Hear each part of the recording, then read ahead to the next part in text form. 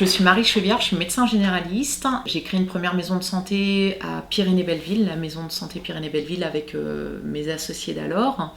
Et depuis 8 mois, on a créé avec le docteur Gacunzi la maison de santé du Pré-Saint-Gervais. Voilà, c'est une structure pluripro, secteur 1, sans dépassement d'honoraires et qui se veut,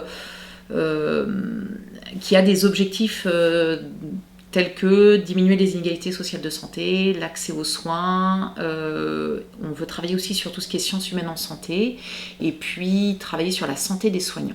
Voilà. Il se fait qu'en me déplaçant au Pré-Saint-Gervais, aussi bien la population est plus précaire, et aussi bien il y a un vrai manque, un vrai fossé, une absence totale des services sociaux sur le territoire. Ce qui, à mon avis, ne fera pas plaisir à tout le monde. Je puisse dire quelque chose comme ça, mais il y a un vide qui fait qu'ils ne savent pas auprès de qui parler et ils sont dans des conditions de vie où finalement le problème médical en devient complètement secondaire. Et si moi, j'arrive pas déjà à gérer leur habitat, ils risquent d'être expulsés prochainement ou quoi que ce soit, je peux pas mettre par exemple un appareil d'apnée au sommeil. Ils n'ont plus d'électricité, donc ça sert à rien. Donc le problème social devient dominant et prédominant sur les problèmes médicaux. D'où le fait qu'il faut commencer par traiter les problèmes sociaux pour pouvoir améliorer la santé après et arriver sur simplement traiter les maladies chroniques qu'ils ont, mais après même aller dépister. Et là, ce qu'on disait avec mon associé Dr Gacunzi, c'est quand on arrive à donner un test d'hémoculte, donc de dépistage de cancer colorectal, on se dit waouh, on a fait une super belle prise en charge, on est arrivé jusqu'au dépistage.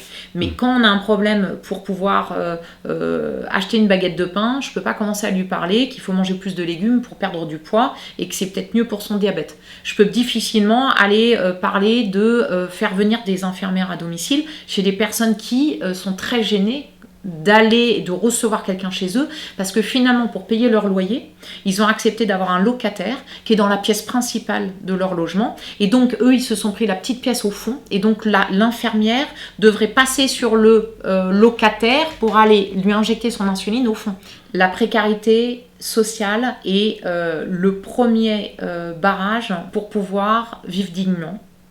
Et dans vivre dignement, il y a le fait de pouvoir faire attention à sa santé.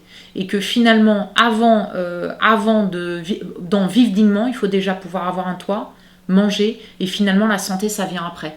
Et malheureusement, la santé, pour nous, c'est prédominant. Pour nous, c'est évident que ça doit être devant tout le monde, mais en fait, pas du tout.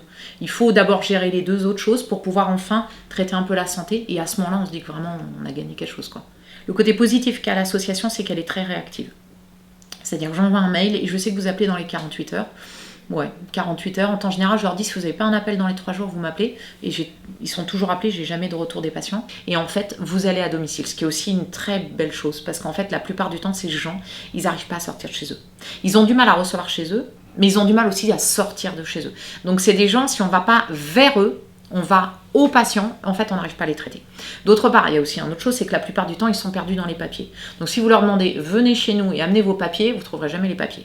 Donc alors que si vous arrivez à domicile, vous avez tous les papiers. Donc vous avez ce côté ultra positif, vous les coursiers, c'est que 1, vous êtes très réactif, 2, vous vous déplacez à domicile.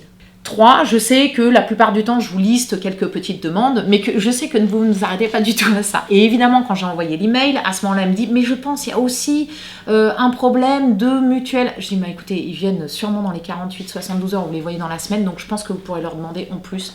Je pense qu'ils vous entendront, ils ne s'arrêteront pas aux 2 demandes que j'ai faites. » À partir du moment où vous prenez en charge quelque chose, déjà moi ça m'allège. Puis la deuxième chose, c'est que j'ai trouvé finalement des bons intervenants pour trouver des solutions pour un autre problème. Donc quand moi j'arrive sur des solutions médicales, ils me font plus confiance. Ça va renforcer la confiance dans le soignant. Je pense que les coursiers sanitaires et sociaux, ça devrait être